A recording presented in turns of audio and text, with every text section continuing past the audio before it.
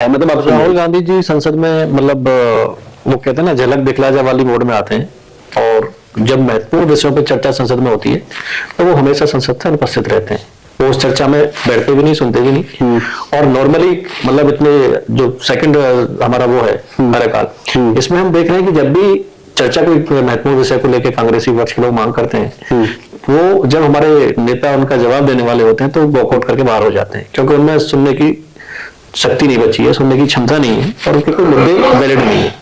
रही बात भगवान श्री राम के मंदिर की, भगवान श्री राम किसी एक व्यक्ति, एक दल या एक पार्टी से नहीं जुड़े हुए। अगर कांग्रेस उनको बीजेपी और आरएसएस से जोड़ रही है तो उनकी तुच्छ मानसिकता है। मैं 36 की उम्र में सांसद 2014 में बना था। उम्र बड़ी कम होती है ना, 36 की उम्र में कोई मतलब फैसिनेटिंग सांसद बन जाए, इतना बड़ा पद आ जाए, जो जिले का सबसे बड़ा पद होता है डिस्ट्रिक्ट मेंबर ऑफ पार्लियामेंट। ये मेरा सौभाग्य है कि मैं इतनी कम उम्र में सांसद बना, और उस समय में सांसद बना जब देश में मोदी जी प्रधानमंत्री हैं, और हर गरीब की, हर व्यक्ति की चिंता वो करते हैं। देखिए, राजनीति में, लोकतंत्र में हर व्यक्ति स्वतंत्र है टिकट मांगने के लिए, चुनाव लड़ने के लिए, और खाली एक ही पार्टी से नहीं, लोग निर्दलीय भी चुनाव लड़ते हैं। बिल्कुल, तो यही लोकतंत्र है, सबको अधिकार है टिकट मांगने का, सबको अधिकार है चुनाव लड़ने का। बिल्कुल, लेकिन ये पार्टी तय करेगी कि किसको चुनाव लड़ाना है। कि सांसद जी मतलब सोने कब जाते हैं सांसद जी, क्या पब्लिक सर्विस में रहते हैं, या फिर कुछ सांसदों की शिकायतों में भी आऊंगा एक एक करके। जो नॉर्मल मेरा सोने का शेड्यूल है वो 12 बजे से पहले मैं कभी सोता नहीं। 12 बजे के मतलब 12 बजे के लगभग ही मैं सोता हूँ, और जब तक लोग आते हैं, अभी हमारे क्षेत्र में कार्यक्रम थे, उनसे फ्री को आए, तो लोग मिलने के लिए आए। तो अभी मोदी जी जैसे आपसे कई बार आप मोदी जी से मिलने गए होंगे, उनसे चर्चा होती है, देश के प्रधानमंत्री हैं तो सबसे बड़े आदमी देश के वही हैं। मोदी जी क्या मैसेज देते हैं सांसदों को? देखिए, मोदी जी एक संगठन के व्यक्ति भी रहे और जमीन से जुड़े हुए व्यक्ति हैं। बिल्कुल, जो छोटा छोटा अनुभव एक व्यक्ति का, एक गरीब की सेवा के लिए, एक आम नागरिक की सेवा के लिए उसकी क्या समस्याएं हो सकती हैं, उसका क्या समाधान हम कर सकते हैं, छोटी छोटी चीजें मोदी जी को जानकारी में है।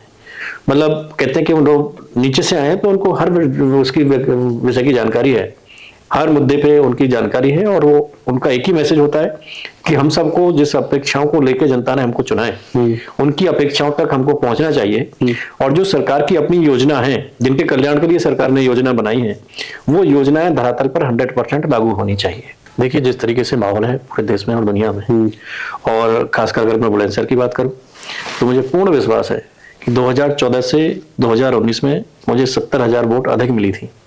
और अब की बार माननीय प्रधानमंत्री जी ने जिस तरीके से, क्योंकि 2019 से पहले हमारे यहाँ मेडिकल कॉलेज नहीं आया था। हमारे यहाँ आप देखते तो होंगे कि सीएनजी की गाड़ी खरीदने से पहले सोचते थे कि गाजियाबाद के नजदीक जाएंगे, कैसे पंप भर पाएंगे। मैं जब पहली बार सांसद चुन के गया, जो सरकारी आवास मुझे मिला, उस सरकारी आवास में मैंने खुद अपनी आंखों से देखा कि मैं भी गांव से जुड़ा हूं। पहली बार मैंने देखा कि रसोई में भी पाइप से गैस आती है क्या। लेकिन आज बुलंदशहर के हर घर में पाइप से गैस पहुंचा दी मोदी जी ने। तो जिस तरीके से जन जन तक डिलीवरी योजनाओं की पहुंची है, अपने यहाँ पे प्रधानमंत्री ग्रामीण सड़क योजना में 40 रोड 125 करोड़ रुपए की लागत से बने, और कुछ पे भी काम भी चल रहा है। और प्रधानमंत्री किसान सम्मान निधि हो, चाहे उज्ज्वला योजना हो, चाहे आयुष्मान भारत हो, लाखों की संख्या में लाभार्थी हैं। किसान सम्मान निधि के अभी तक 768 करोड़ रुपए किसानों के खाते में आ चुके हैं मेरी लोकसभा के। तो इतने बड़े अमाउंट में रेलवे के 4 ओवरब्रिज बने 125 करोड़ की लागत से, तो इतने बड़े काम हुए हैं। तो निश्चित ही जनता का पूरा मन है कि पहले से 1 लाख वोट अधिक देकर ये लोकसभा जीत के मोदी जी को प्रधानमंत्री बनाने में सहभागिता देंगे। क्योंकि हमने देखा 2014 से 2017 का काल भी देखा है, जब हमारी लोकसभा में एक भी अपना विधायक नहीं था, प्रदेश में अपनी सरकार नहीं थी। जितनी कल्याणकारी योजना माननीय प्रधानमंत्री जी ने शुरू की थी, उन पे सब पे स्टॉपेज समाजवादी की सरकार ने लगा दिया था। 17 से पहले 2014 से 2017 तक तो समाजवादी थी यहाँ पे। अच्छा, मतलब अगर हम देखें तो हमें तो ये 6 साल ही मिले ठीक से। तो अच्छा, उस समय तो योजना ही नहीं आ पाई थी धरातल पे, पूरा हस्तक्षेप समाजवादी पार्टी का था। लेकिन हमारी क्षेत्र की जनता बहुत समझदार है, उन्होंने 17 में निर्णय लिया, सातों के सातों विधायक अपने जिताए। 2019 में हमें जिताया, 22 में फिर अपने सातों विधायक जिताए, और फिर दोबारा प्रदेश और देश में 2 नंबर सरकार बनी। पार्टी के लोग कैसे खुश रख पाते हैं? ये बड़ा मंदिर में पूछना चाहता हूं, पार्टी के लोग कैसे? हमारी पार्टी के लोग, हमारी पार्टी के कार्यकर्ता सब अनुशासित कार्यकर्ता हैं, अनुशासित लोग हैं। उनको सम्मान चाहिए और कुछ नहीं चाहिए। सम्मान देने में हम किसी को कोई कमी नहीं छोड़ते हैं, तो सब ठीक है। मैं आज मौजूद हूँ बुलंदशहर लोकसभा में। लोकसभा बेहद चर्चा में है, चर्चा में रहती भी है हमेशा से, क्योंकि यहाँ के सांसद हैं भोला सिंह। हमेशा आप कई बार सुर्खियों में भी रहते हैं। भोला सिंह जी, पहले तो धन्यवाद, आपने समय दिया, और रात के अभी लमसम 9 बजने वाले हैं, रात के 9 बजे आपने समय दिया, इसलिए और भी धन्यवाद आपको। तो आप सांसद हैं, दो बार के सांसद हैं, 10 साल होने वाले हैं पूरे। किन किन बिंदुओं पर अगर आप क्षेत्र की जनता को बताना चाहेंगे तो क्या बातें बताना चाहेंगे? देखिए, सबसे पहले तो मैं आपको धन्यवाद देता हूं कि आप गाजियाबाद से यहाँ चल के आए हैं।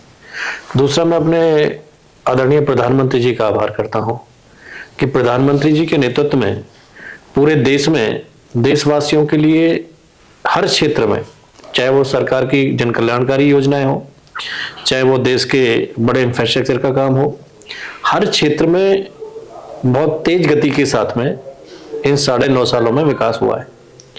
और उसके साथ साथ मैं धन्यवाद प्रधानमंत्री जी का करता हूं कि उन्होंने बुलंदशहर लोकसभा को भी उस विकास से जोड़ा है।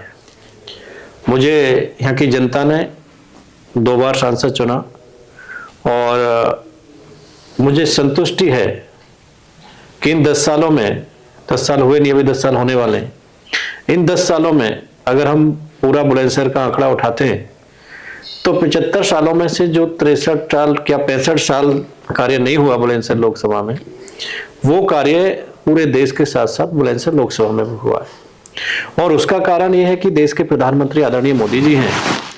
जिस तरीके से मोदी जी की सोच देश के हर नागरिक को योजनाओं के द्वारा लाभान्वित करने की है, जिस तरीके से उन्होंने देश को आत्मनिर्भर बनाने का बीड़ा उठाया है, और उस आत्मनिर्भर और विकसित भारत के निर्माण के लिए जिस तरीके से सरकार के हर विभाग के लोग विकसित भारत संकल्प यात्रा में गांव-गांव, शहर के वार्ड-वार्ड में पहुंच रहे हैं, तो निश्चित ही भारत हमारा विकसित होगा और आत्मनिर्भर होगा। जो माननीय प्रधानमंत्री जी का संकल्प है वो निश्चित ही अवश्य पूरा होगा।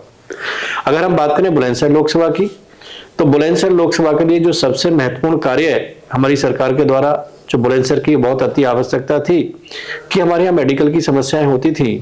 कोई इमरजेंसी केस में यहाँ के मरीज गाजियाबाद, दिल्ली, नोएडा के लिए या मेरठ के लिए रवाना होते थे और कई लोगों की रास्ते में हो जाती थी।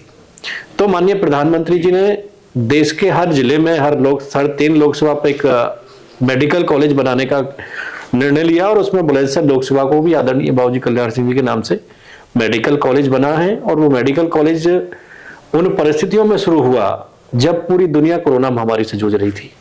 आज तक उस मेडिकल कॉलेज का अभी तक शिलान्यास नहीं हुआ, लेकिन पूरी बिल्डिंग बनके तैयार हो चुकी है।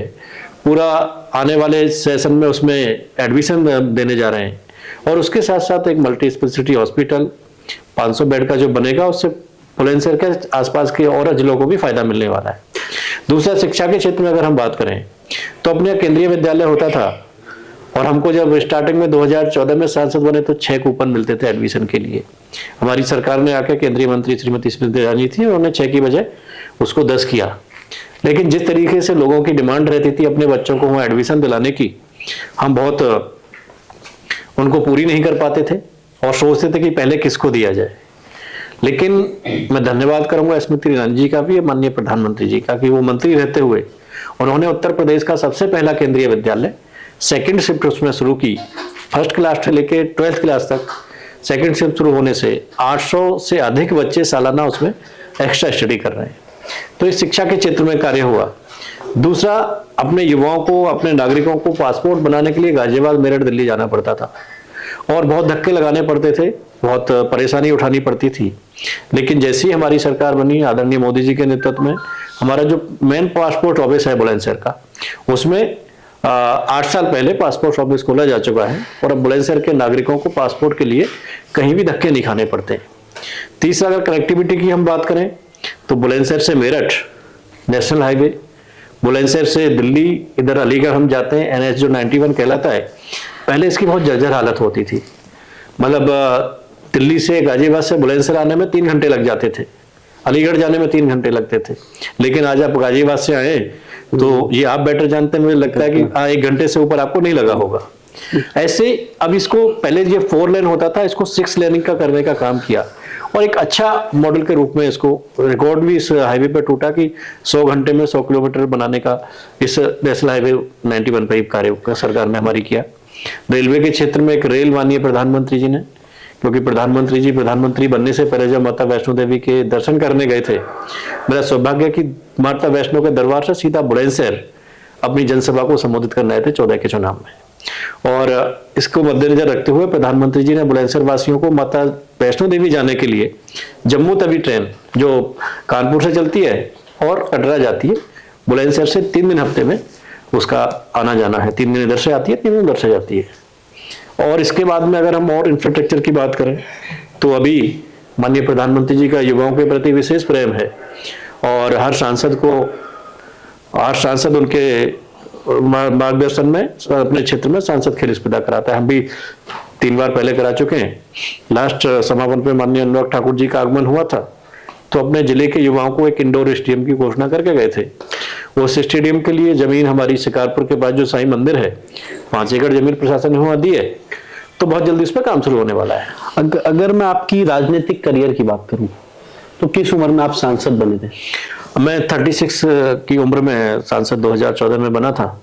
उम्र बड़ी कम होती है ना, 36 की उम्र में कोई मतलब फैसिनेटिंग सांसद बन जाए, इतना बड़ा पद आ जाए जो जिले का सबसे बड़ा पद होता है, डिस्ट्रिक्ट मेंबर ऑफ पार्लियामेंट। ये मेरा सौभाग्य है कि मैं इतनी कम उम्र में सांसद बना और उस समय में सांसद बना जब देश में मोदी जी प्रधानमंत्री हैं और हर गरीब की, हर व्यक्ति की चिंता वो करते हैं और देश में एक परिवर्तन हमको देखने को मिला है। अगर हम देखें आजादी के बाद अगर विकास के कार्य शुरू हुए, हमको परिवर्तन देश में देखने को मिला तो वो इस सरकार में मिल रहा है। उस सरकार में हमें काम करने का, माननीय मोदी जी के नेतृत्व में जनसेवा करने का, सांसद के रूप में, पार्टी के पदाधिकारी के रूप में काम करने का मौका मिल रहा है, तो निश्चित ही हम बहुत सौभाग्यशाली हैं। इस पद को लेकर आजकल देश में बड़ा विवाद चलता है। लोग कहते हैं हमें सांसद का टिकट दे दो, हमें सांसद का टिकट दे दो, और आपको 36 साल की उम्र में टिकट मिल गया और आप इस टिकट पे लड़े और बहुत अच्छे मार्जिन से जीत कर आए। 14 में जीत कर आए, 19 में उस मार्जिन को आपने और बढ़ाने की कोशिश की, लेकिन चीजें कई बार, समय, परिस्थितियां, चीजें अनुकूल कई बार नहीं होती हैं। कई बार आपके दावेदार आपके सामने आते हैं, 19 में भी आए होंगे कुछ लोग आपके सामने, और ये सबका हक होता है, ये इंडिपेंडेंट चॉइस होती है पार्टी की। इस बार भी सामने आ रहे होंगे, मैं किसी का नाम लेना नहीं चाहूंगा इस इंटरव्यू में। तो ऐसा लगता नहीं है आपको कि यार आपका मतलब इतना अच्छा कार्यकाल अगर 10 सालों का गया है तो कुछ लोग आपके सामने प्रतिद्वंदी बनकर क्यों आते हैं? देखिए, राजनीति में, लोकतंत्र में हर व्यक्ति स्वतंत्र है टिकट मांगने के लिए, चुनाव लड़ने के लिए, और खाली एक ही पार्टी से नहीं, लोग निर्दलीय भी चुनाव लड़ते हैं। बिल्कुल, तो यही लोकतंत्र है। सबको अधिकार है टिकट मांगने का, सबको अधिकार है चुनाव लड़ने का। बिल्कुल, लेकिन ये पार्टी तय करेगी कि किसको चुनाव लड़ाना है।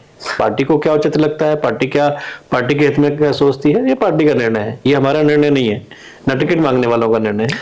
ये पार्टी का हाईकमान तय करेगा कि उनको क्या करना है, क्या। तो भोला सिंह तो बहुत बड़े मार्जिन से जीत कर आए ना, 14 में भी जीत कर आए, 19 में भी जीत कर आए, और अभी मुझे लग रहा है कि 24 की तैयारी भी, मुझे लग रहा है आप चुनाव मोड में ही रहते हैं। जैसे अभी भी 9 बज रहे हैं, अभी 9 बज रहे हैं, मुझे लगता है आप मतलब कब तक बैठते हैं ऑफिस में? जब तक लोग आते रहते हैं। अभी सब आए हुए हैं, सियाने के लोग हैं, कुछ बुलंदशहर के लोग हैं। तो रात कब तक होती है, मतलब सांसद जी की रात कब तक होती है? ये जानने का बड़ा मन होता है देश के युवाओं को कि सांसद जी मतलब सोने कब जाते हैं, सांसद जी क्या पब्लिक सर्विस में रहते हैं, या फिर कुछ सांसदों की शिकायतों पे भी आऊंगा एक एक करके। जो नॉर्मल मेरा सोने का शेड्यूल है वो 12 बजे से पहले मैं कभी सोता नहीं। 12 बजे के लगभग ही मैं सोता हूँ। और जब तक लोग आते हैं, अभी हमारे क्षेत्र में कार्यक्रम थे, हमसे फ्री होकर आए, तो लोग मिलने के लिए आए। तो अमूमन सारे सांसद ही 12 बजे तक सोते हैं, फिर आप मतलब अलग हैं कुछ इसमें? अब ये तो मतलब हो सकता है कुछ 12 बजे के बाद भी सोते हैं, हो सकता है कुछ पहले भी सो जाते हो। सबका अपना व्यक्तिगत शेड्यूल रहता है, व्यक्तिगत अपनी चीजें होती हैं।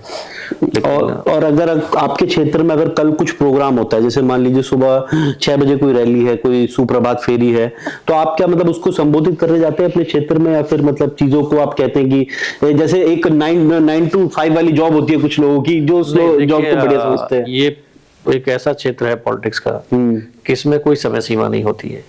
अगर पब्लिक ने हमें जनसेवा के लिए चुना है तो हमारा भी दायित्व है कि हमें 24 घंटे जनता के साथ में खड़े रहना चाहिए। ये सभी सांसदों के लिए, और हमें भी माननीय प्रधानमंत्री जी का मार्गदर्शन मिलता रहता है समय समय पे। एक जनसेवा और क्षेत्र का विकास ही उनका मुख्य उद्देश्य रहता है। कई बार हम चीजें देखते हैं कि सांसद होने के बाद बहुत सारी चीजें होती हैं कि सांसद को विधायकों को मैनेज करना है, सांसद को जिला पंचायतों को सदस्यों को मैनेज करना है, अध्यक्ष को मैनेज करना है, और जिला अध्यक्ष को भी मैनेज करना है। एक सांसद पे मतलब एक जैसे होता है कि एक डोरी है, उसके सारे मोती हैं, उनको पिरोना होता है। कई बार कोई मोती उनसे खुश होता है, कई बार नाखुश होता है, लेकिन उसको धागे में पिरोकर रखना सांसद का कार्य होता है। क्या आपको लगता नहीं है कि कुछ मोती आपसे नाराज हो जाते हैं बीच बीच में, कुछ मोती आपकी माला से टूट कर गिरना चाहते हैं, लेकिन आप उस माला को कैसे जोड़कर रख पाए? अभी 9 सालों तक, 10वां साल लगने वाला है, और अभी तक भी इतनी कोई बगावत के सुर दिखते नहीं है कहीं से लेकर कहीं तक भी आपके, लेकिन पीठ पीछे कुछ लोग बोलते रहते होंगे, लेकिन बगावत के सुर कभी कैमरे पे नहीं आए, कभी लोगों के सामने नहीं आते। ऐसा क्या है मतलब भोला सिंह में खास कि बगावत कभी कोई सामने से नहीं कर पाता? देखिए, मैं प्रयास करता हूँ सबको सम्मान करने का, और जो एक विकास की कड़ी है, जो विकास की धुरी है, वो तभी तेज गति उसकी होती है कि सारे प्रतिनिधि एक मानसिकता के, एक पार्टी के और एक विचार के हों।